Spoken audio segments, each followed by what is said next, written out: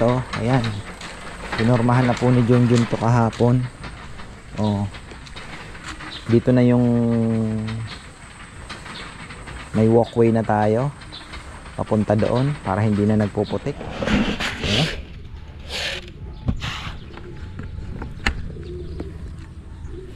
Kita natin yung mga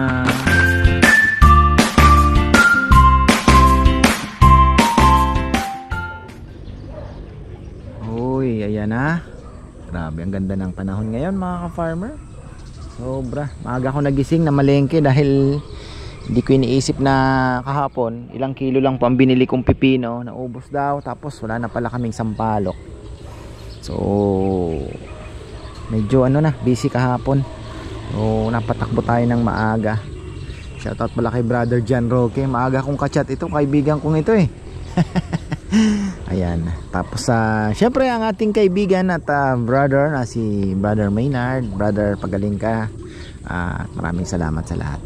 Alam mo na yan. So ingat ka palagi at basta alam mo naman, meron o wala, di ba? Malusog o may sakit, alam mo kung saan tayo. So ayan. Kung naman dito ay medyo malaki na yung ano, mga ka-farmer, oh, yung mga kamali ako ng diskarte talaga.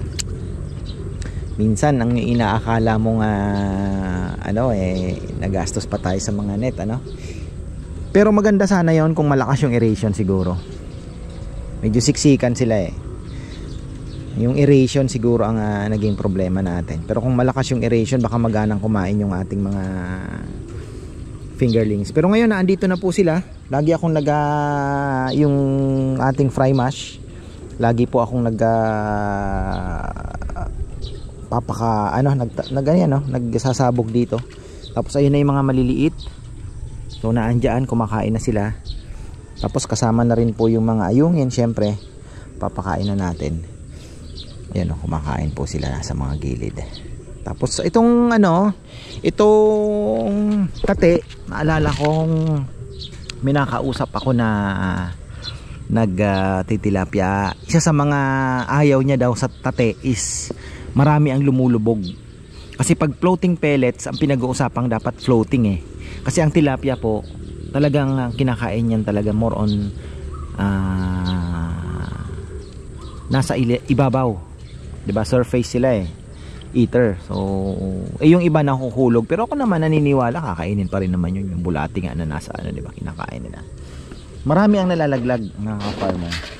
Hindi kagaya ng ibang mga floating pellets na ayan ang mga ayungin natin. Konti yung kumbaga talagang nagfo-float. Ito, marami po ang nalalaglag, tingnan niyo. Ayun oh. Ang dami nalalaglag, tingnan niyo. Ayun, bababagsakan oh. Pakita ako po sa inyo. Yan. Yun yung ayaw ng iba. Oh. Kita niyo yan? Oh. Ibagong batch na naman tayo ng sasalukin. Ayan, ang dami oh. Yung mga malalaki, ano na, palaka na. O yan oh, yung mga nalalaglag. Ayan, may ayungin. Nasaan na ba yung mga ayungin natin? Ayan, yung grupo dumaan eh. Ayan yung mga tilapia, mga lalaki na. Ayan oh, malalaki na po sila oh. Yung mga fingerlings natin na bagong lagay. Actually, na-delay na nga. Pero kung maaga siguro nating napakawalan din at ay, ang laki na ng ayungin. Yun, andun oh. Yan, talaga gaano makita. Sabi ko nga, yung mga nalalaglag naman, ayan, mga ayungin po yan, halos di nyo makita. Yung mga nalalaglag, remember, meron po tayong ulang, 'di ba? May ulang po tayo na kakain din naman nun, yung mga nalaglag na yon. Sana po ay nagbreed na sila at nakapagparami na. Maaga na ako nagpakain dahil baka mamaya mag-busy po kami. Alam niyo naman, it's Sunday today, hoping for a Father's Day Sunday na naman tayo. Pero bago tayo pumunta doon ay relax muna tayo dito katabi ng ating mga aviart. Grabe, ang mahal ng aviart dito sa Luzon. Wow, lahat ng tanongan ko 3,000 to 4,000, 3,000 to 4,000 isang piraso. Yung ganito 3,000 na. Baka malaki lang po ng konti dito. Samantalang ito nabili ko lang ng 1,3 tatlo. Ayan o. Mahal. So shout out kay Tita Ligaya Lim. Ayan, Tita Ligaya, kumusta po kayo? At nagpaplanong pumunta dito. Sana makarating po kayo, tita. Magkita tayo uli. So ayan, pakapakain lang tayo muna. Naghagis din ako doon, syempre, para at least nagparonda na din ako ng kalapate. Ayan, sinasanay ko sila tuwing umaga rumoronda. Ayan, pumasok, nagsipasok na din po agad. Mga papaya natin, ang sarap. Grabe, ang sarap pong pakiramdam ng nakikita nyo yung mga papaya. Kahapon umikot ako, ang gaganda ng bunga. So sabi ko, wow, talaga naman. Tapos ako'y nababaliw-baliw sa Hass avocado. Meron palang Pinkerton, meron palang Lambhas. So sana yung nakuha natin yung Hass na original talagang Hass talaga, no? Na kasi yung pinapanood kong tutorial, kasi karamihan pong ng Hass is African, karamihan, no? Nagmamas production talaga nung Hass, karamihan po nasa Africa. Yung sa Mexico walang gaano ako napapanood karamihan ko nakikita mga sa Kenya, saan pa ba, marami po puro sa Africa, kasi ang market nila is Europe, di ba? So yung mga plantation na andoon. So yun, may mga tutorial sila. Diniscuss niya yung kaibahan nung mukhang I think naman po yung prototype na tinatawag niya yung anong nabili natin, kasi yung dahon pinakita niya yung kaibahan ng mga dahon. Yung original daw pong yung Hass talaga na is green na green. So tapos flat lang yung dahon niya, hindi nagka-curly, yung mga ganon ba. So sabi ko mukhang tumama naman tayo. Tingnan na lang natin pagka nagbunga na. At ayun, importante medyo tumatama tayo compare po dito sa mga nabili natin na baka ito. Pero yung Lambhas maliliit din pala ang dahon nun. Pati yung Pinkerton medyo malaki-laki ng kaunti, pero hindi ganito. Kaya ito siguro roll out na natin. Matik na, hindi talaga siya yung hinahanap natin na Hass. Pero sana magbunga po ng masarap. Uyo. Ang ganda ng bato-bato. Emerald Dove. Ayan, tingnan natin dito sa taas. Nasaan na ba yung mga tilapia? Ayun, dami na pala Si Bebe, yung isang araw nagpapakain ako, hindi niya kasi masyadong tinitingnan, hindi naman siya kagaya ko na everyday ay diba, nagpapakain tayo, nakikita natin. Nagulat siya, lalaki na pala, sabi niya. Sabi ko, bihira mong makita. Ay, kita niyo naman, bihira mo ka kung makita, magugulat ka, sabi niya, lalaki na. So yung iba, pero merong ibang mga naiwan din. Yung mga grupo ng medyo maliliit. Ayan, ito may second batch tayo. Ayan, yung mga delayed ng 9 weeks, pero sakto lang yan, mga ka-farmer. Tayo naman ay pag naikulong na natin yan, naisara na natin doon, tapos nakapagpatambak na po tayo dito, papalitan lang naman yung tubo doon, papalitan ng overflow, medyo tataas mo ng kaunti. Ano pa to, kaya pa nating isagad yung lalim ng additional siguro mga 30 inches, mga ganon, mga hindi naman 30, mga 20, mga ganon siguro. Mataas pa po ang itataas niyan, kasi ayan, isang hollow blocks lang po ang almost 24 siguro, mga 2 feet ang itataas niyan. Kaya lang hindi naman natin magawa-gawa ngayon dahil unang-una yung tambakin natin ay hindi naman makapasok na yung truck. Hirap na hirap tayo sa tambak ngayon, pahirapan sa tambak. Ano na kaya, punta na tayo at checkin na natin yung almusal. Hindi pa pala kami nakakabingwit. Baka this week mamingwit kami ni Rowan kasi may pangako po ako sa kanila.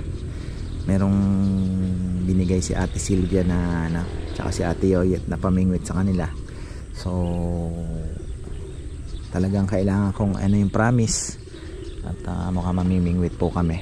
Kaya lang hahanap ako ng spot saan kaya sila pwede na hindi, baka mamaya magsarili si Nene. Si Nene ang matapang baka mamaya biglang pumunta dito, bibingwit-bingwit. Pero ano naman, hindi naman siya basta-bastang pag walang kasama. Pero medyo matapang po yung bata, kaya ingat-ingat din kami. Ayan na. Di ko alam kung ihahagis ko pa ito at mukhang matamlay pa sila sa kain. Mamaya na siguro mga alas 10 babalikan na lang natin. At ayan, kialmusal na muna tayo dun. Tingnan natin yung almusal.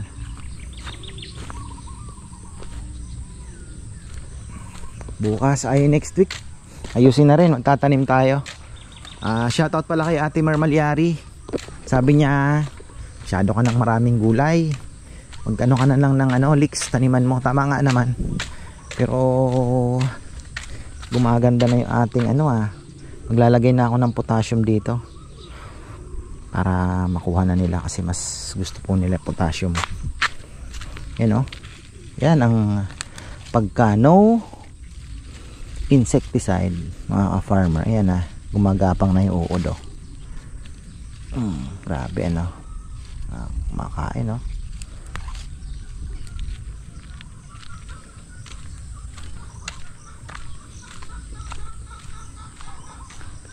sabi ko sa inyo, napakasarap panoorin ng ating mga papaya. Ayan gumana na ulit gumanda na yung mga dahon nila.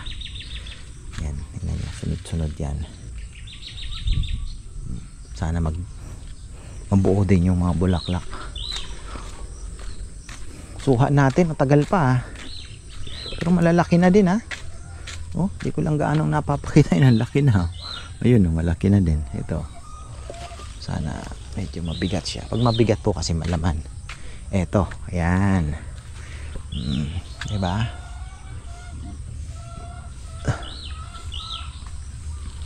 Tuloy-tuloy lang tayo. Papasingitan ko to ng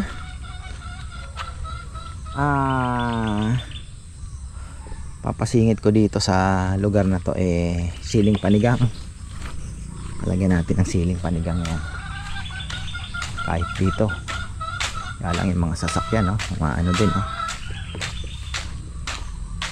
taniman ko pa naman sana ng avocado rito. Kailangan mapatag to ng konti. May naiwan na sasakyan kina Tita Leticia to. Sira daw yung alternator, baka balikan nila ngayon. Dala yung battery. Kaya ang almusal namin ngayon ay tosino, itlog. Napakasarap. Almusal na kaya sila? Hindi pa siguro. Hoping for a busy day. Wala po kaming order ngayon. Grabe. Pagtuyot niluluto ngayon pang tindahan lang.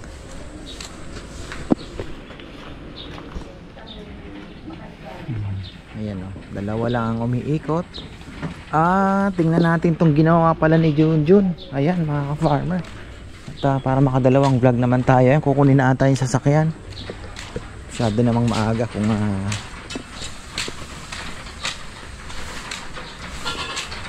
eto na. So eto, ayan, pinormahan na po ni Junjun to kahapon. Dito na yung may walkway na tayo papunta doon para hindi na nagpuputik papunta sa baboy. Tapos ito sabi ko, ito mga kailangan ding matambakan din yan. Ayun, tingnan nyo naggaano yung tubig doon. Maayos namin yung landscape dito papunta doon pag ganun, para yung tubig pag umuulan nagpuputik papunta lahat doon. So ayusin namin yan. Tapos ito pag ganun naman doon. Yan. Tapos sabi ko nga, itong mga puputulin mga ka-farmer, ayan, papalitan naman po natin, wag po kayong mag-alala. Papalitan natin kasi talagang ang ginagawa ko ngayon is gusto ko pong itanim yung mas kapaki-pakinabang na magbe-benefit naman, lalo na po yung mga fruit bearing trees na mag-iintay pa tayo ng hindi nga natin alam kung, di ba, importante one day at a time lang tayo, masaya tayo nagtatanim kasi we never know, di ba? So sabi nga nung pinapanood ko si 3B Hoops, pumirma ng 3 taong kontrata na kung may mundo pa nun, sabi niya. Lagi niya sinasabi. So ayun, eto, putulin natin ito, avocado at yung isang sampalok hindi naman namin napapakinabangan mga kapatid. Sweet tamarind, tama na yung isa siguro, meron tayo at least isa. So putulin na natin yan para magkaroon dito ng liwanag. Ito, tatapyasin namin yung pwedeng si Puroy ang magaling dito mga acacia po na yan na yung sangang naka dito, naka tapat dito, plus yung mahogany putulin natin. Ititira natin ito Indian mango, tapos yun sabi ko din kahapon yan, yung mga ipil-ipil yan tatanggalin na rin yan. Etong santol tanggal na rin. Tapos papunta dito, ito pwede pa tayo magtanim, tingnan nyo, ng yung kapaki-pakinabang, diba? Tinanggal na natin yung mga kalamansi na hindi na rin naman po nagbubunga na. Hindi ko alam kung matanda na ba o na anuhan na po kasi ng shade. So tanggalin na rin natin. Full mango, isang miracle fruit, dahil tayo naman ay naniniwala sa milagro, kaya ang miracle fruit ay keep natin. Yung isa pinaputol ko na din, one is enough. So ayun, tapos yung mga mulberry pinutol na rin natin dahil too much. Kailangan natin itong ayusin. Ito tanggalin din natin yan. Ngayon magkakaroon siya ng, tingnan nyo, enough sunlight I think for rambutan. Kasi dati nagtanim po ako dito ng mga, nalala nyo yung mga tinanim ko, mapusok na puso yung nararamdaman ko nun mga lansones, mga chechecheng, mga ganon. Hindi po umubra gawa ng masyado pong shaded. So pwede nating singitan to ng mga ilang rambutan, ilang pirasong rambutan, kahit mga 3 siguro. Tanggal na rin. Ito sabi ko kay Kong Kong, kung magandang pakapitan ng orchids ito, i-save mo sa akin at pwede nating putulin pang orchids. Ayan, baka tatambakan ng konti din siguro to. Tambakan natin kasi papatayin na natin yung kanal wala na pong kanal na dito, mawawala na rin yung mga kanal. So itong kahoy ang dami,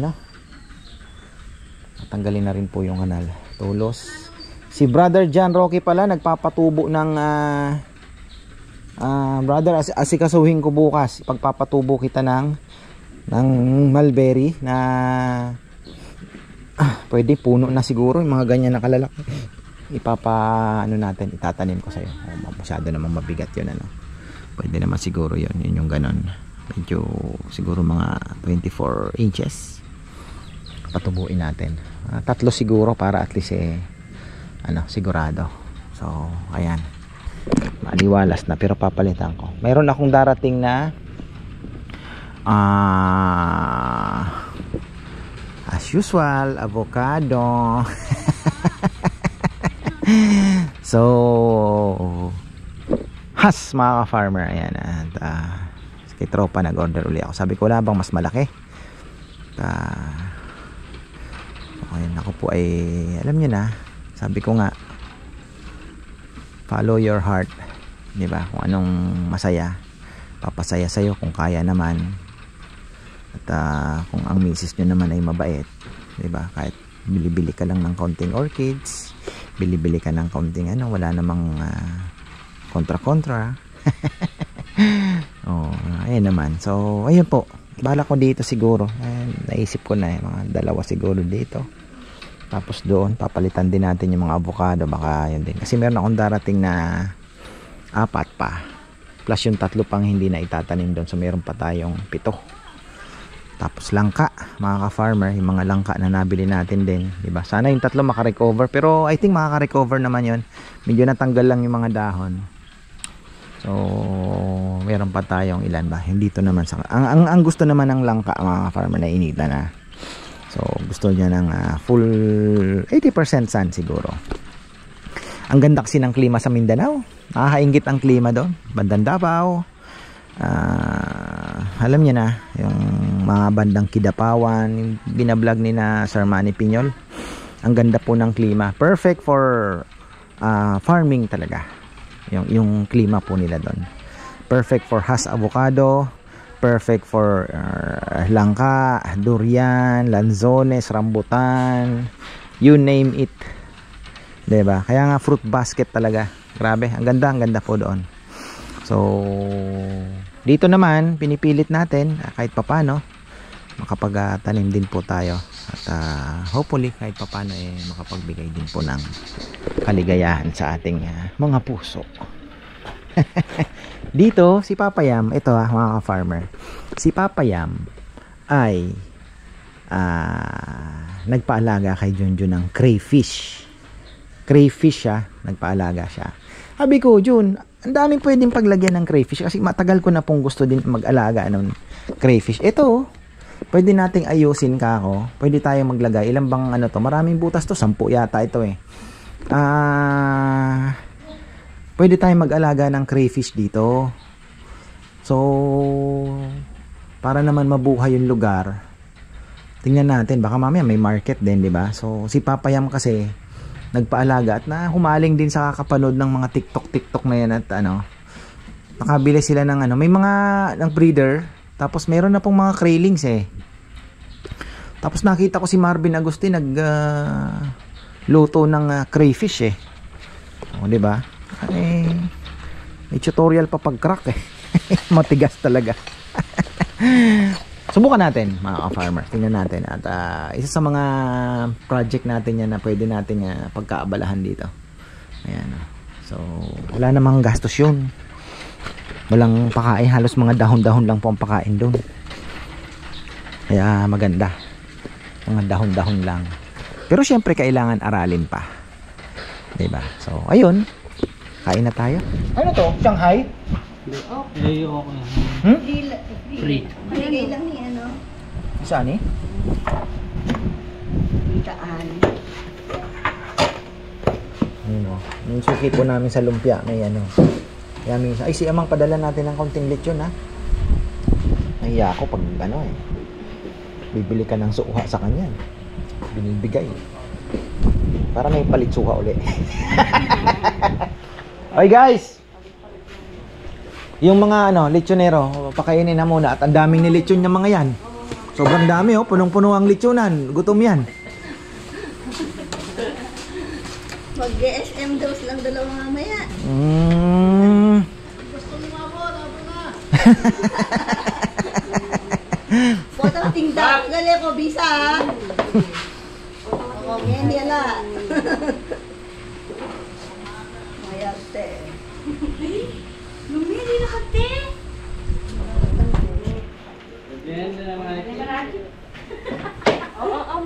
Mga guys.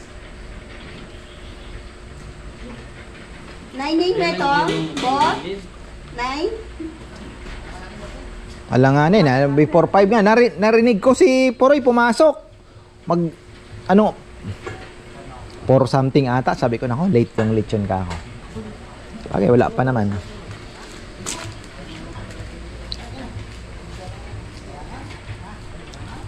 Nasaan na sila? Tol! Ay, kain na muna. Dire-diretso na. Oh, ayan na. Ayan, batiin lang po natin. Marami pong salamat at tapos na naman tayong kumain. Busog, ayan. Shoutout pala kay Macy Ann Austria. Pinapabati niya po si ka-farmer Ricardo Austria, October 4. Happy birthday po sa iyo. Ayan. At ayun. Happy birthday. Pakain na tayo at maganda na ang init, oh. Gutom na ang isda niyan bago tayo magtapos, mga ka-farmer, kasi ilang minutes pa yan? Anong oras ba sinalang? Ha? Same na same yung oras nyo kahapon, ah. Anak ng tipak, no? Konting tis pa. Mas gusto ko kasi mas malambot yung malaki. Baka meron po tayong maagang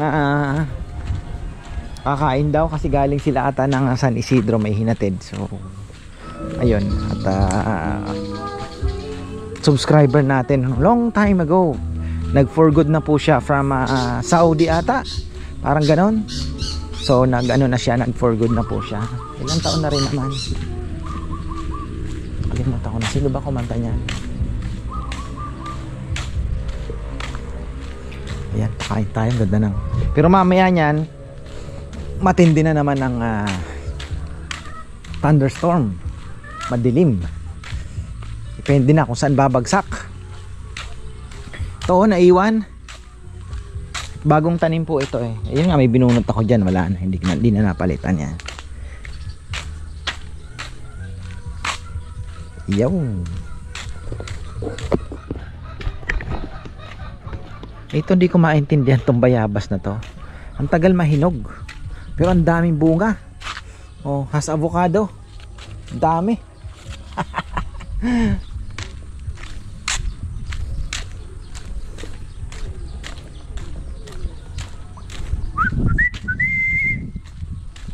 Nag-aano pa sila. Ano natin ay pumasok, oh. Oh, yan, oh, ganda ng avocado natin. Tingnan nyo naman.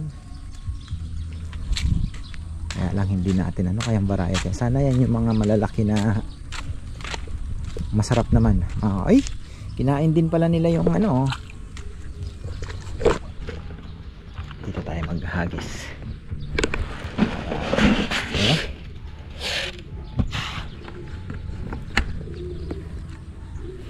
Kita natin yung mga ayungin.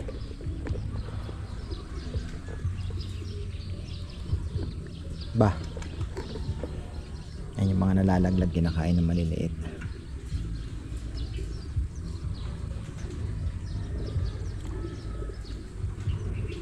Dami talaga, oh, tingnan nyo, oh. Yun yung ng tate na ayaw ng iba. Dami na naman nating kalaban, no? Ayan na naman, bagong yan, bagong tadpoles po yan. Ayaw nyo kumain, ah. Mukhang busog na kayo, ah. Busog na yata sila. Yung mga ayungin na lang. Ayan, kumakain. Meron na pong mga ayungin umiikot sa ilalim. Malalaki na din. Lumaki na po yung mga maliliit. Ayan na, oh. Oh. Sana yung mga naong na lumaki na, no? Malalaki na din. Yun, may kintab, oh. Ayan na sila. Ayan na sila. Sarap ng panoorin, no?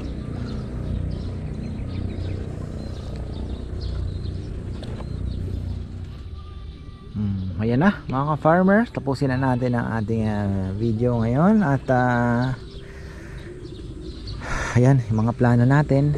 At sana naman matupad.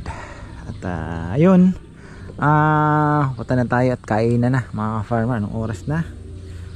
Paluto na din naman yung lechon. Tapos ang ganda po ang sarap ng init. Ang sarap ng init. Tamang tama. Ako, gustong gusto po ng mga halaman natin yan. Yung ganitong init lang, So ayan, hanggang dito na lang po muna. Bukas ang dami kong gustong gawin, pero sana naman ay may magawa tayo, mga farmer, na lalong lalo na po dito sa ating mga beds. So ayan, maraming salamat at magandang buhay.